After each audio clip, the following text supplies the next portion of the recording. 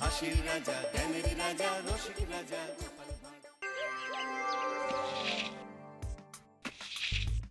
যেদিকে তাকাচ্ছি সেদিকটাই পুরো শ্মশান।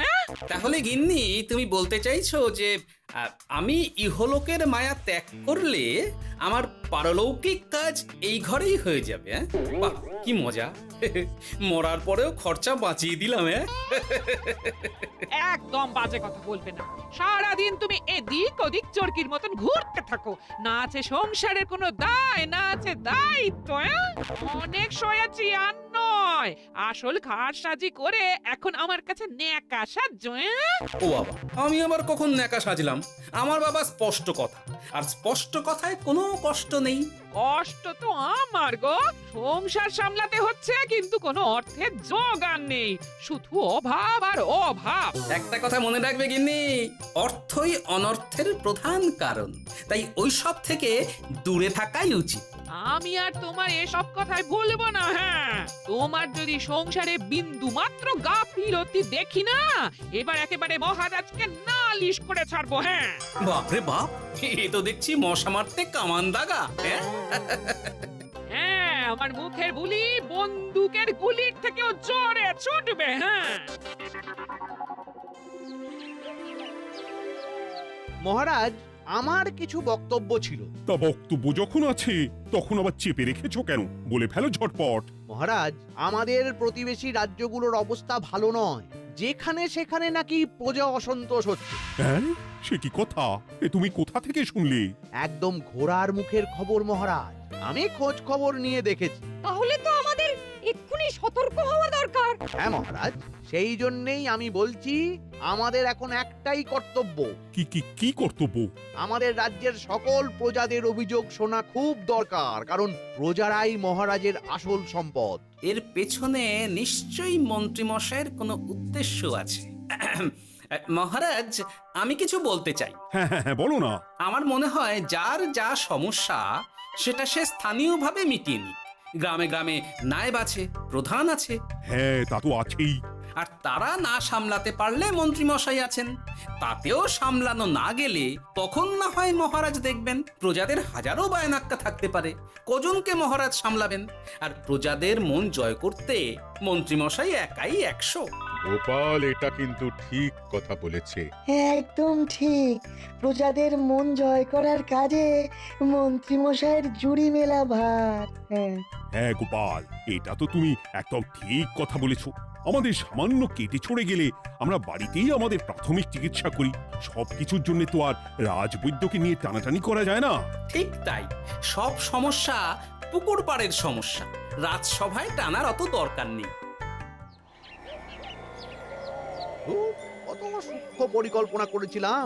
ভেবেছিলাম মহারাজের কাছ থেকে প্রজাদের কিছু পাইয়ে দিয়ে লাভের গুড় খাবো, কিন্তু কিন্তু গোপাল সে গুড়ে বালি ঢেলে দিল। আরে বাবা, গোপাল বালি ঢেলেছে তো কি হয়েছে? তুমি গুড়ে জল ঢেলে দাও। তাতে আমার কি হবে? গুড়ে জল ঢাললে তো মিষ্টি শরবত হয়, তাতে পেপাসাও মেটে, মনও ভরে।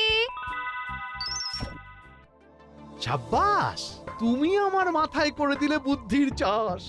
যা একটা বুদ্ধি এসেছে না, কি বলবো গিন্নি।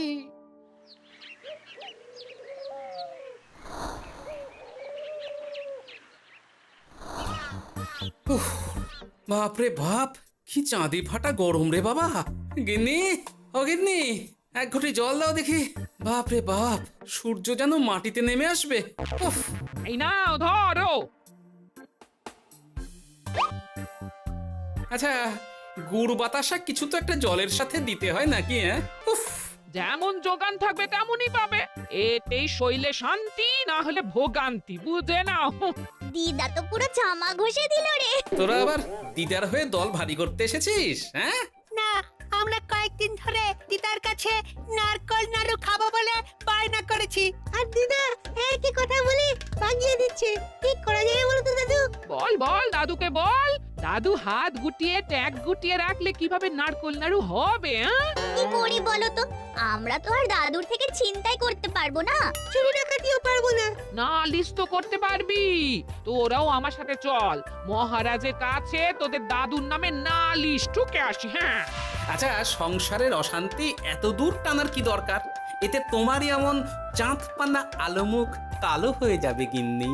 এত মাখন দিতে হবে না, অনেক সয়েছি, এবার প্রতিবাদ। হ্যাঁ, দেখো দাদু, দিদা কিন্তু আগ্নেয়গিরি হয়ে আছে।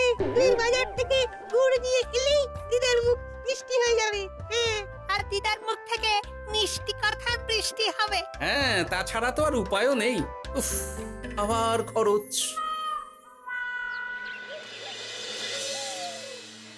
শোন কটা কটা, কোনো বেফাস কথা বলবি না। আমি যেমন যেমন শিখিয়েছি তুই ঠিক তেমন তেমন বলবি।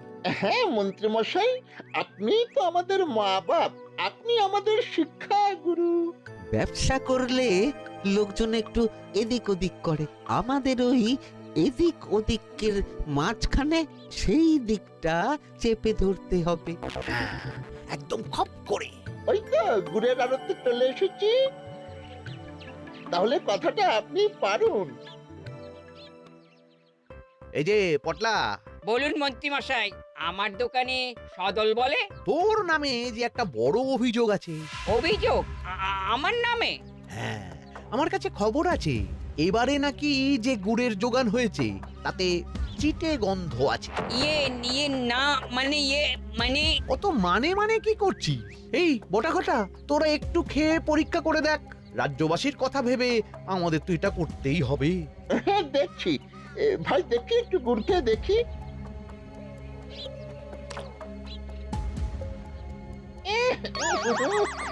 ঘটা, তুই খেয়ে দেখ। বাবারে বাবা, এ তো চ্যাটচ্যাটে গন্ধ। হ্যাঁ তাই তো বলছি। কি ব্যাপার, গুড়ের ব্যবসাতেও জাল? হ্যাঁ, ওই জাল দেওয়ার জন্যই একটু চ্যাটচ্যাটে, কড়া পাক, কিন্তু গুড় খারাপ তো নয়। আমি এক্ষুনি তোর সব গুড় বাজেয়াপ্ত করছি। এরপর রাজদরবারে বিচার হবে, তখন ভালো খারাপ সব বেরিয়ে যাবে। কেমন? ও মন্ত্রী মশাই, এই রকম করবেন না। আমি তো বলছি এবারে গুড় একটু বেশি জাল দেওয়া হয়ে গেছে। সে যাই হোক, প্রজাদের সন্তুষ্টি আমার একমাত্র লক্ষ্য।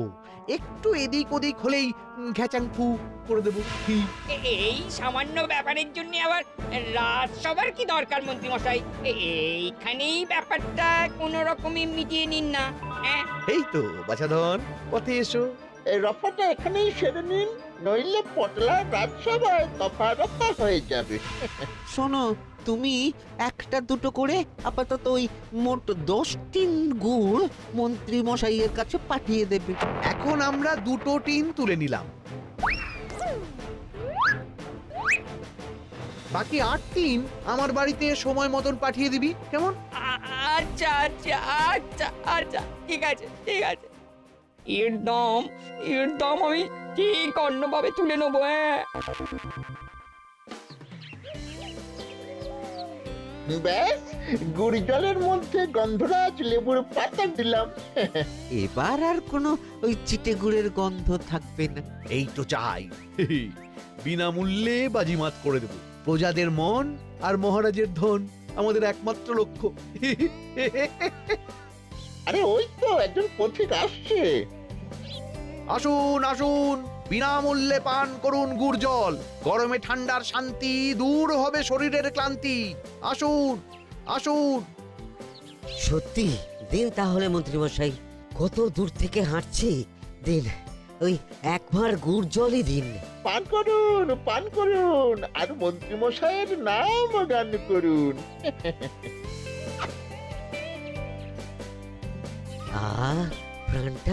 প্রাণটা জুড়িয়ে গেল। আর একবার পাওয়া যাবে? সবই আপনাদের জন্য, বিনামূল্যে গুড় আর জল।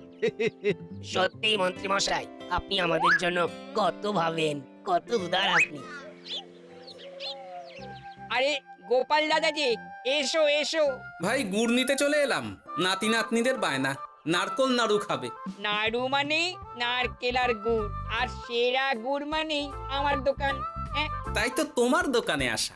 গিন্নিকে একেবারে 2 টিন গুড় কিনে দেবো, তাই 1 টিন কত করে দিচ্ছ? কম নয় বেশিও নয়, একদম প্রতি টিন 2 মোহর। বলো কি? আরে হঠাৎ করে এখন দাম বেড়ে গেল কি করে? এই দামই লাগবে, না হলে আমার লোকসান হয়ে যাবে যে। এক ধাক্কায় এত দাম বেড়ে গেল? আরে গুড় কিনতেই তো মাইনের টাকা শেষ হয়ে যাবে মনে হচ্ছে। গুড় না নিলে কিন্তু দিদার মুখ ঝামটা। কি আর করা যাবে, নেই মামার চেয়ে কানা মামাই ভালো। তুমি তুমি আমাকে 1 সের গুড়ই দাও। 2 টিন কিনতে এসে 1 সের? হ্যাঁ, তাই দাও।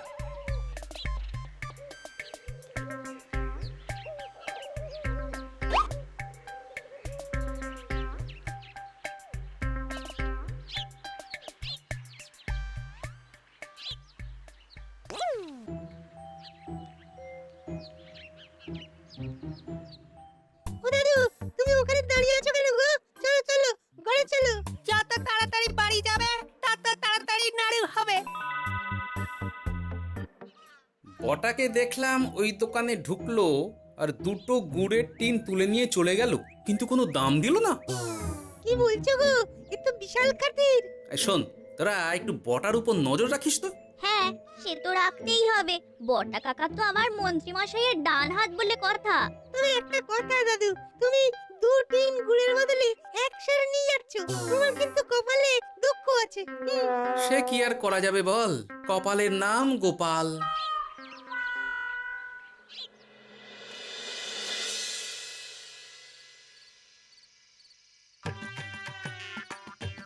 মস্করা পেয়েছো? আশা দেখিয়ে বাতাসা খাওয়াচ্ছ, হ্যাঁ? 1 সের গুড়ে কি হবে, হ্যাঁ? ওই নাতি নাতনির জন্যই নাড়ু বানাতে শেষ, হ্যাঁ? আহা, আজকের মতন একটু চালিয়ে নাও না গিন্নি। আরে আমি অত বড় মুখ করে পাড়ার লোককে বলে রেখেছি নাড়ু খাওয়াবো, গাছ থেকে এই এতগুলো নারকোল পাড়িয়ে রাখলাম, এমনি এমনি বলি মুখ দেখতে। আচ্ছা আচ্ছা, ঠিক আছে ঠিক আছে, কাল বরং রাজবাড়ি থেকে ফেরার সময় মিষ্টি নিয়ে আসবো। কিছু নাড়ু দেবো, কিছু মিষ্টি খাওয়াবো। তাই যেন হয়, নইলে আমার নাক কাটবে আর আমি তোমার। আচ্ছা, থাক থাক থাক।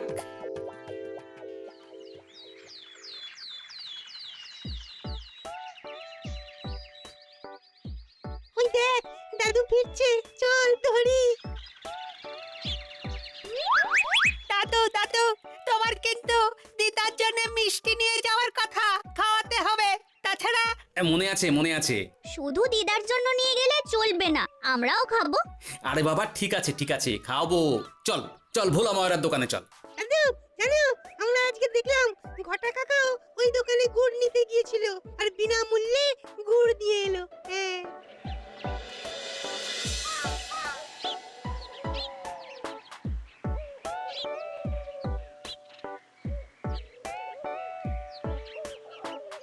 এ কি গো ভোলা, এত তাড়াতাড়ি দোকানের ঝাঁপ ফেলে দিচ্ছ?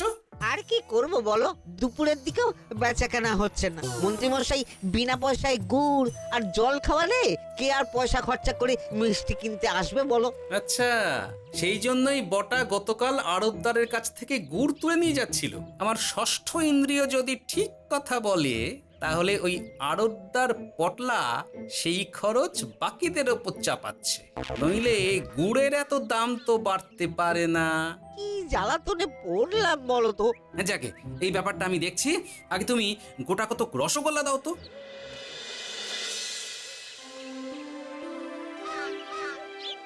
বলি তুমি আর একটু অপেক্ষা করো পুটির বাবা, উনি এক্ষুনি চলে আসবেন। হ্যাঁ হ্যাঁ হ্যাঁ হ্যাঁ মা ঠাকুরন। আরে মুটির বাবা যে, এ নাও ধরো। বলো বলো বলো, সব ভালো তো? আর ভালো, এভাবে চলতে থাকলে চাষবাস সব মাথায় উঠবে। কেন গো, কি হয়েছে? আর বলো না গোপাল দাদা, মন্ত্রী মশাই তো বিনা পয়সায় সবাইকে দেদার গুড় আর জল খাওয়াচ্ছে। আর সবাই তো গুড় আর জল খেয়ে গাছের তলায় শুয়ে লম্বা ঘুম দিচ্ছে, কেউ চাষাবাদ করছে না। নয়, হ্যাঁ, মন্ত্রী মশাই এমন কল খাটিয়েছেন যে সবাই ওই রাস্তা ধরেছে। আরাম পেলে কে আর কাজ কাম করতে চায় বলো? সে কি, আহা, এভাবে চাষাবাদ ছেড়ে বিশ্রাম নিলে যে কদিন পরে সবাই খেতে পাবে না। গুড় জলের লোভে সবাই আরাম পিপাসু হয়ে গেছে। ঠিক আছে, আমি দেখছি কি করা যায়।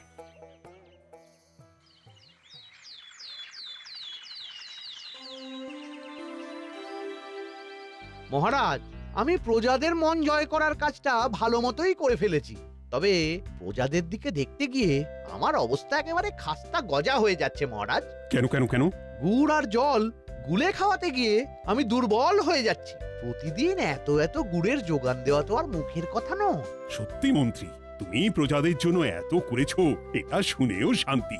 যাই হোক, এবার থেকে প্রজাদের স্বস্তির কথা ভেবে জল মিষ্টির খরচ বহন করব আমি। রাজকোষ থেকে যেমন যা লাগবে নিয়ে নিও। ধন্যবাদ মহারাজ, আপনি মহান। আচ্ছা মন্ত্রী মশাই, গুড় কিনতে কি সত্যিই তেমন কোনো খরচ হচ্ছে নাকি সেটাও দয়ার দান? মুখ সামলে কথা বলো গোপাল। গোপাল, তুমি সবসময় মন্ত্রীর পেছনে লেগো না তো। একটা ভালো কাজ করছে তাতেও তোমার পেছনে লাগা চাই। চিরকাল তো তুমি শুধু বেগ আর ঘেটে গেলে গো।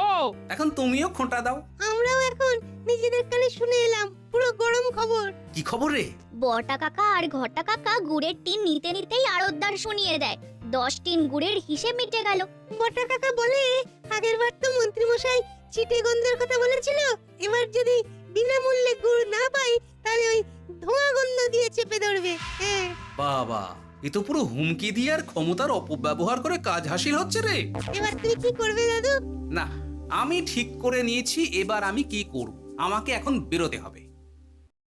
এই এখন তুমি আবার কোথায় যাবে এই ভর দুপুরে? আমি পুণ্য অর্জন করার চেষ্টায় যাচ্ছি গিন্নি। এতে আমার কি? কথাতেই তো আছে, পতির পুণ্যে সতীর পুণ্য।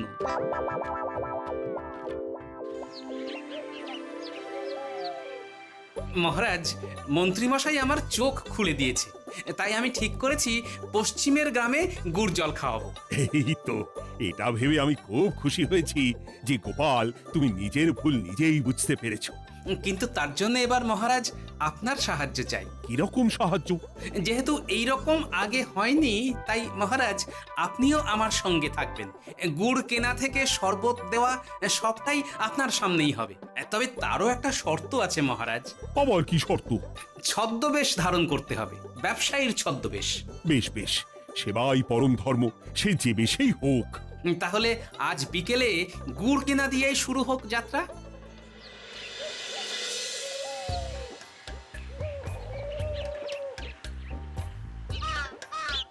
আমাদের 10 টিন গুড় লাগবে। 1 টিন 2 মোহর করে লাগবে বাবু। বলি, চিটে গন্ধ ধরা গুড়েরই যদি এত দাম হয়, তবে ধোঁয়া গন্ধে উঠলে কি হবে? কি আপনারাও কি মন্ত্রী মশাইয়ের লোক আছেন নাকি? আপনি কোন মন্ত্রীর কথা বলছেন? যে মন্ত্রী আপনার কাছ থেকে বিনামূল্যে। ইয়ে না মানে, এবার পুরো কথা খুলে বলবে নাকি মারধর ধোলাই দিয়ে বলাতে হবে? বলো বলো, কি ব্যাপার? মন্ত্রী মশাই আমাকে ভয় দেখিয়ে 10 টিন গুড় নিয়ে গেছেন। এরপরে যদি আপনারাও আমাকে ভয় দেখান আর গুড় তুলে নিয়ে চলে যান, তাহলে আমাকে ব্যবসা তুলে দিয়ে চলে যেতে হবে। আসল ব্যাপারটা কি একটু খোলসা করে বলো তো। কদিন আগে মন্ত্রী মশাই আর ওনার 2 সাকরেদ বটা আর ঘটা এলো, তারপর।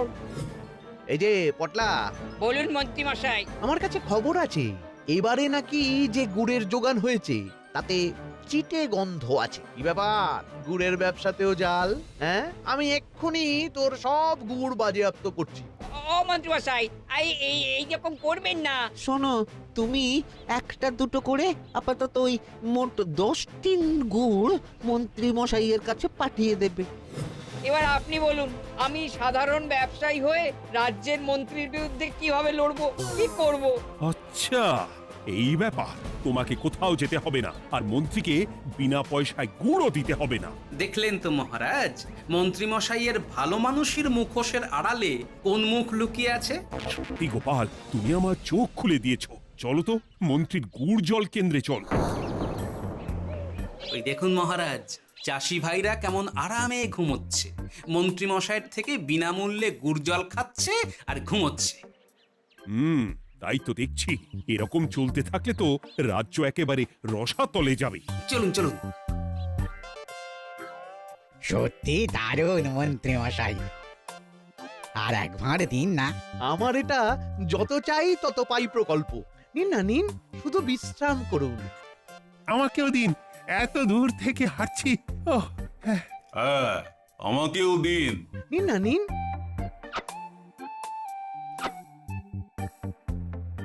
শরবতে কেমন চিটে গন্ধ।